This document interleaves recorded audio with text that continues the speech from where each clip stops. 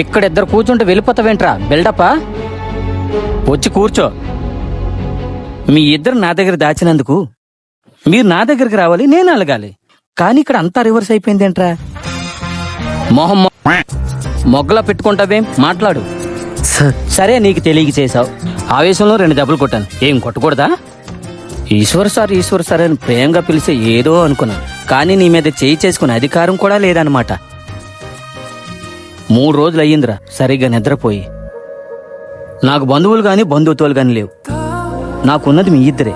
అలాంటిది మీరే ఇలా దూరం పెడుతుంటే మీకు ఎలా ఉందో తెలియదు కానీ నా వల్ల కావట్లేదు. అయినా ఈ ఏజ్లో వస్తున్న ఫీలింగ్ని లవ్ అనరు, అట్రాక్షన్ మాత్రమే. సమాజం అలా అయిపోయింది, ఏం చేస్తాం?